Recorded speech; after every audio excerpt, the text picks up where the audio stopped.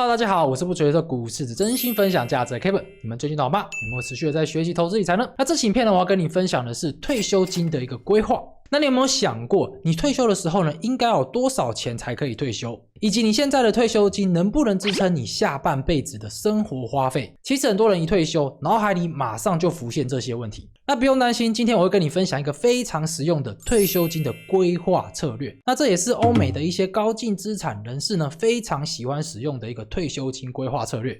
那这个策略就是 GK 动态提领策略。那 Kevin 回测，初始金额1000万，提领率设置为 4%。那退休了30年，平均每一年的生活费是高达了100万。那整整30年呢，你完全都是退休躺平的一个状况，你的钱还为你多赚了6000万。想想看，你是不是就是子孙眼中的富爷爷、富奶奶，就真的是家有一老，如有一宝啊。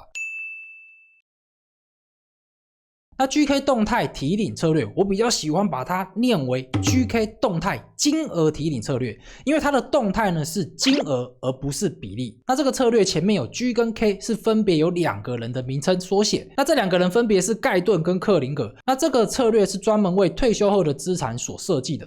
那它的核心的精神就是呢，它不是每年固定的领一笔金额，或者是每年固定领一个比例，而是它会根据市场的状况去进行退休金的调整。那它最大的核心目标就是希望我们退休人士的退休金不会波动太大，而且呢，让我们的资产能尽可能的成长，延续更长的时间。那接下来我会使用美股最具代表性的指数来进行一个回测，那这个指数就是标普500指数。那全世界前3大的 ETF 全部都是追踪标普500指数哦，分别是 VOO、SPY 跟 IVV。那接下来我们会从1993年回测到2022年，模拟30年的时间。那我们初始的退休资产呢是1000万台币。那这个 GK 动态金额提领策略呢，它有5大规则。那这5大规则非常简单，好，让我来跟大家一一的说明。第一个规则就是呢，我们要设定我们的初始提领金额。那退休第1年年底，你要决定你要从你的本金当中领多少钱出来。假设你一开始的总资产是1000万，然后呢，今年股市都没有上涨，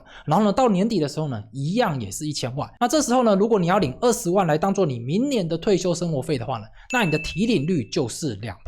那如果是领40万就是 4%， 那领60万呢，当然就是 6%。那这个提领率是至关重要的。那你年底领出来的这笔钱，就是你第2年一整年的生活费。那大家一定要注意，这个金额，这个数字会影响到你后面规则的运作。所以你的提领率，也就是你的提领金额，千万不能太高，要不然你的后期会过得非常的辛苦。但是如果你提领率非常的低，那就代表说你非常的省，你就会省下一大堆钱给你的子孙后代哦。相对的就是你这一辈子几乎就没有享福到了。我老爸得了 MVP。那第2个规则就是通膨规则。第2年开始，你不能还在领第1年的金额嘛，因为每一年都有通货膨胀，东西都会越来越贵，所以呢，你要进行一个通膨的调整。那我举一个例子哦，假设你第1年刚刚是使用 4% 的提领率，也就是说呢，你领40万出来，这时候呢，你这一年你的通膨大概是 2% 的话，那你第2年就要领 40.8 万，这样子的话呢，才可以确保你第2年的生活水准不会缩水。那这边要提醒的就是，这个通膨率呢要设置合理，不能一次拉太高。它的这个规则呢是有设定最高是 6% 的通膨率，也就是说，如果你遇到恶性通膨的话呢，你也不能调到 6% 以上哦。而且如果股市下跌的话，这个通膨规则也会停止调整哦。好，那第3个规则就是保本规则。那这个保本规则的目的就是要防止我们把资产提早卖光。如果股市大跌的时候呢，我们就要减少我们提领的金额，避免我们在股市低点的时候呢进行套现。那具体的做法就是，当年度的提领金额比我们一开始所设置的提领率还要多2成的时候呢，就必须要减少 10% 的当年生活费。那我直接举一个例子，假设我们一开始我们的总资产是1000万，然后我们的提领率是 4%， 也就是我们会领40万出来，然后紧接着下一年股市大跌，我们的账户呢缩水到只剩下600万，然后这时候呢，我们当然不会进行通膨调整，因为股市大跌嘛，所以呢，我们原本是要领40万，不过呢40万去除上600万，你会发现到我们这个提领率是高达了 6.7%， 也就是比我们原本的 40% 还要多了将近6成以上。那这个时候呢，就会触发保本规则，我们就要将我们今年的生活费去减少 10%。也就是说我们原本要领40万，但是呢，因为我们触发了保本规则，就只能领36万哦。好，那第4个就是繁荣规则。那反过来，如果股市大涨呢？股市大涨，我们就可以为我们自己加薪哦。保本规则的话呢，就是我们要共体时间，我们要让我们的投资账户可以持续的存在，所以呢，我们要共体时间。那繁荣规则当然就是当股市大涨的时候呢，我们可以为我们自己加薪。那它加薪的方式就是当年度的提领金额如果比我们初始的提领率还要下降超过20%的话呢，就可以增加我们10%的年度生活费。那直接举一个例子，也是一样，假设我们一开始的总资产是1000万，那我们提领率也是4%，那我们就是领40万出来嘛。然后呢，结果这一年呢，股市大涨哦，我们的总资产涨到了1600万。那这时候呢，如果我们只领40万出来，那40万去除上1600万，不就只有 2.5% 吗？那 2.5% 是比我们原本的 4% 还要下降超过20%以上。那这时候呢，就会触发繁荣规则，我们就可以将我们的当年度的生活费再加 10% 上去。也就是说呢，40万再去加上4万块，就是44万哦。所以从这边可以看到，保本规则就是为了要让我们共体时间，防止我们的资产快速贬值。那繁荣规则就是在股市大涨的时候呢，我们可以为我们自己加薪，让我们可以过得更好。那第5个规则就是长寿规则。那这个长寿规则就是在规划期的最后15年。将不会再套用保本规则，那目的就是为了防止我们在晚年的时候呢，我们还将我们的生活费给大幅的减少。那这个策略当然是希望我们在我们这个人生可以过得更好，不用留一大堆钱给子孙，留给子孙的话呢，够用就够了。好，那以上就是 GK 动态金额提领的5大规则。你有没有发现到 GK 动态金额提领它的一个核心都是围绕在提领率上面，所以一开始我们的提领率到底要怎么设置？我们要设置 2%、4%、6%，还是我们可以设置更高呢？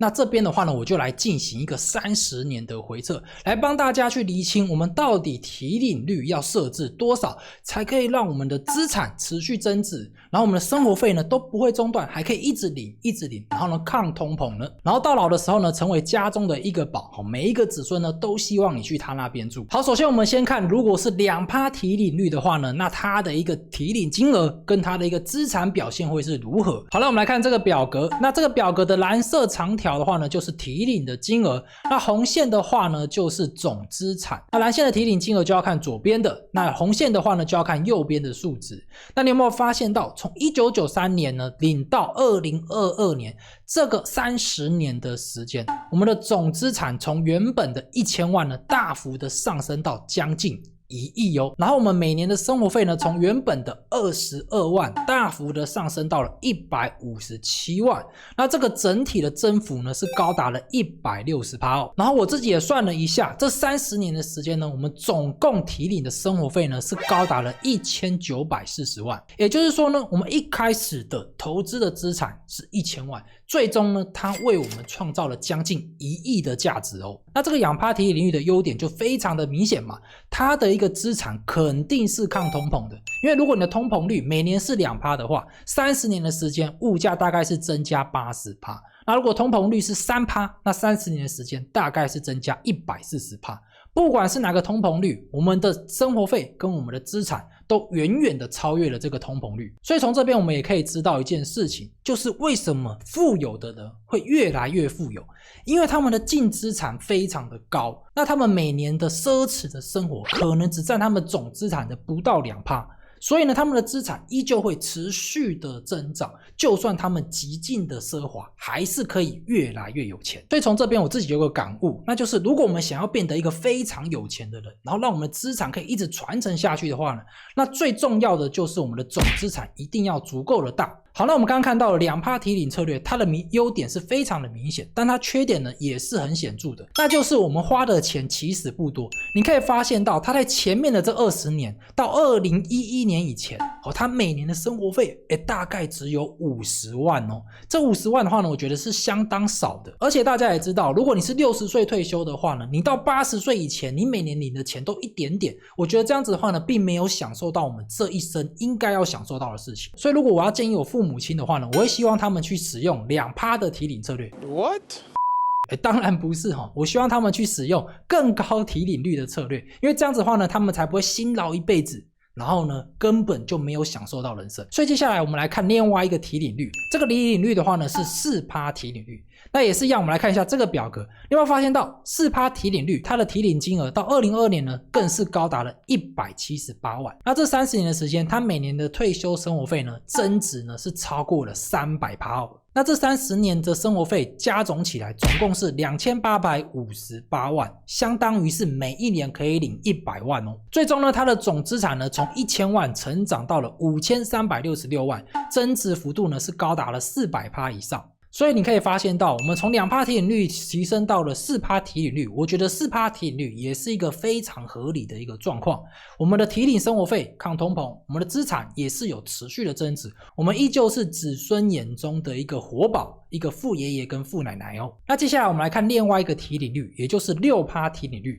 那 6% 提领率的话呢，它相对于 4% 来讲就是变得蛮高的，那它的容错性就没有这么的高咯。那我们一样也是看这个表格，你可以发现到 6% 提领率，它大概在2000年的时候呢，它的提领金额就来到了一个高峰，也就是来到了119万台币。接下来呢，它经历了2000年的科技泡沫破裂，连续股灾3年，以及2008年的次级房贷危机。它直到2019年，我们的生活费才再度踏到119万的大关哦。那为什么它的生活费会下降的这么的明显呢？那原因就是 GK 动态提领策略的保本规则在这一段时间呢是不断的被触发。那我们来看这个表格，那你可以发现到，如果你是 6% 提领率策略的话，它在2000年到2012年之间总共触发了4次的保本规则，所以你才会发现到我们每年的退休生活费呢，它是逐步的下降。那总资产方面，你也可以发现到，在1999年它的总资产红线的部分呢是来到了一个高峰，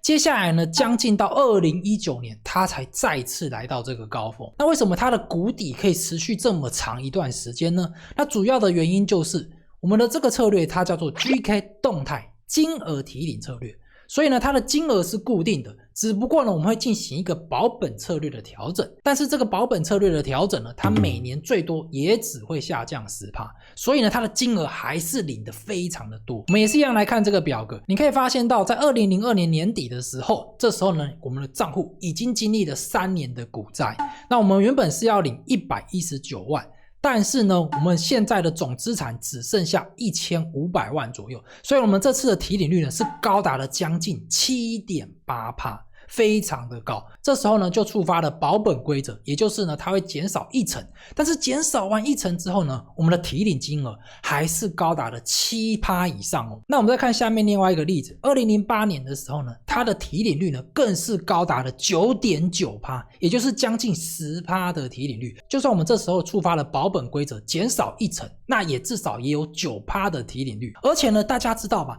提领率什么时候会上升？那就是在我们股灾的时候呢，股市大跌的时候呢，我们的提领金额没有什么变动，但是呢我们的总资产大幅的缩水的状况之下，我们的提领率是不是就大幅的上升？也就代表说，如果我们这时候还领这么多钱的话，相当于就是我们在谷底卖出我们的资产哦，那这就会使得我们整体的一个账户它的延续能力会大打折扣哦。好，那接下来我来跟大家分享一个更高提领率的一个例子，这个例子就是 8% 的提领率。你可以发现到 8% 提领率呢，它在前面这几年因为是牛市的关系，所以呢它的生活费啊真的是非常的多，过得非常的爽。它的初始提领金额大概就是80万到90万之间哦，在第1年的时候。而且呢到2000年的时候呢，它更是高达了145万。那使用这个 8% 提领率的人一定会笑那个 4% 提领率的人吗？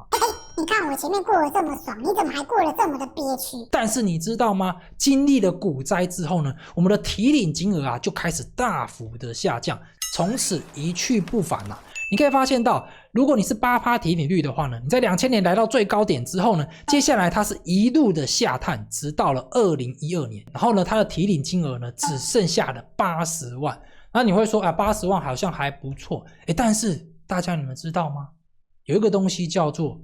由俭入奢易，由奢入俭难。如果你退休的时候呢，你前面10年过得有够爽，每年都去法国巴黎，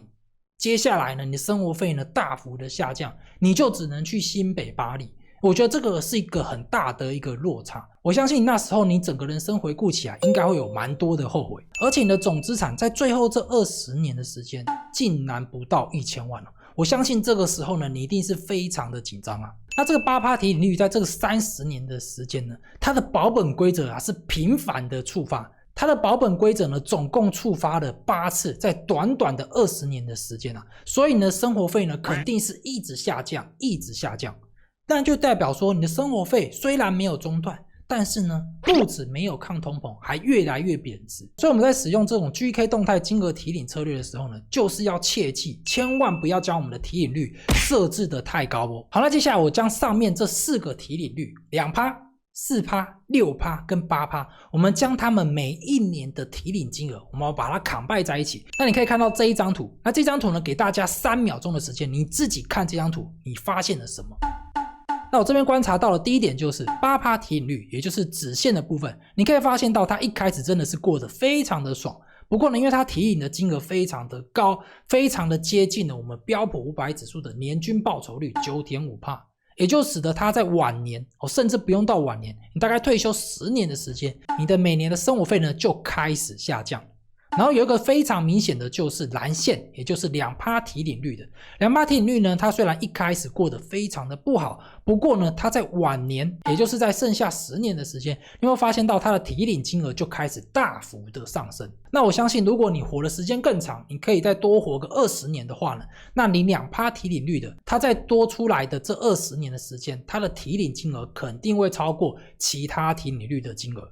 为什么？因为2%提领率的它的总资产呢留下来的非常的多，那这时候呢，就算它每年殖利2%，也是一个非常大的金额。那第3个就是我还观察到了4%提领率，那4%提领率就是局限的部分，你可以发现到它在这30年的时间，它几乎没有下跌，都是一个非常稳定的状况。所以如果你真的要选择的话，那我觉得4%提领率是一个不错的一个参考。那总资产方面的话呢，不同提领率它的总资产也是差距非常的大。那2%提领率的最终总资产将近9000万，那4%提领率呢也有6000多万，那8%提领率呢，它最终的总资产大概是1000万左右而已哦。所以如果你自己觉得，我退休之后呢，可能没有几年可以活了。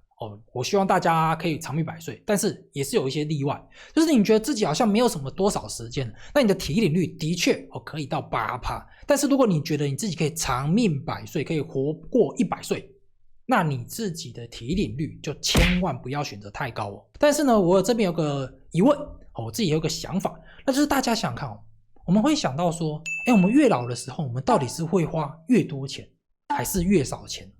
如果你自己觉得说你老的时候呢，你的生活你自己的身体状况变得比较差了，你不会出国了，那这时候呢，我们的生活费其实也不会花这么多。那其实呢，8%提领率好像也不错啊，就是我们至少在我们前面这段时间60岁到70岁这段时间可以过得比较好。这部分的话，大家可以去思考一下，到底是4%提领率好，还是6%，还是8%对你更加的适合。好，那接下来我们来看这个表格。那这个表格就是不同提领率它的总提领金额的一个比较表。你可以发现到2%提领率它大概就是领了大概2000万在这30年的时间。那4%提领率、6%提领率跟8%提领率，他们的总提领金额竟然相差不多，大概是3000万左右。不过呢，4%提领率它就是一开始领比较少，后面越来越多。6% 的话呢，大概就是中间。8% 的话呢，就是越来越少。所以大家自己可以去衡量你到底要哪一个曲线。那最终总资产的话呢，当然最多的就是2%提领率，因为它的一个资产呢是流到最多的。然后呢，最少的当然就是8%提领率，它最终总资产竟然只剩下900多万哦。那最终呢，投资的总产出价值呢，我又把它计算出来。那这个数值是怎么算出来的？就是我们将我们的总提领金额跟我们最终的总资产相加，然后再去减掉我们一开始的资产，也就是1000万。我们就可以算出我们投资产出的一个总价值。那你可以发现到投资产出价值最高的当然就是2%提领率，因为你几乎都把你的钱全部都放到股市全部都放去投资账户当中，所以呢你的产出价值就是最高的，竟然是超过了1亿哦。然后呢这个表格呢我还有看到一个非常有趣的，那就是6%提领率跟8%提领率，他们的总提领金额呢是两个几乎是相近的，但是呢他们最终的总资产呢是相差了将近2000万。所以如果你真的要用的话呢，我觉得要调高提升的话呢，6%提领率也是一个非常不错的。那如果你觉得你自己到晚年的时候呢，你可能不会花太多的钱，